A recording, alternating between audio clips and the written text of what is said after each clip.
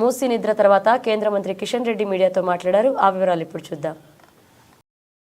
అనేక రకాల ఇండస్ట్రీస్ పట్టంచెరు నుంచి మొదలు పెడితే కుత్బుల్లాపూర్ నుంచి మొదలు పెడితే అన్ని రకాల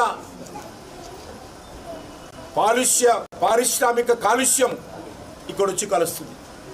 దానికి ఏం చేయబోతున్నారు? ముందు ముఖ్యమంత్రి గారు చేయాల్సిన పని కాలుష్యం రాకుండా ఆపాలి.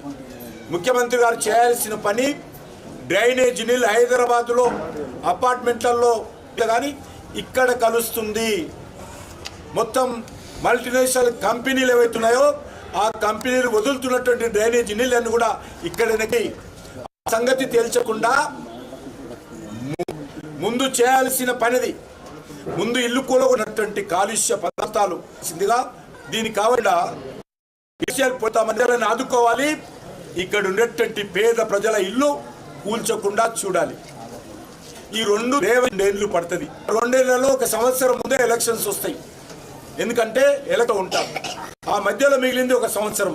ఈ సంవత్సరం లోపల కృష్ణా నీళ్ళు ఎట్లు వస్తాయి ఇడికి ఈ యొక్క మూసి ఇంటి పక్కకు మొత్తంగా గోదావరి నీళ్లు ఇక్కడ నుంచి తీసుకొస్తాం. ఇక్కడ దోమలు ఉన్నాయని ఇక్కడ వచ్చి ఉంటారు. ఎక్కడైనా దుర్గంధం వస్తుందా? ఎవరైనా రాత్రి నుంచి ఉన్నాను ఒక్క దుర్గంధపు వాసన కూడా మా ఈ బస్సు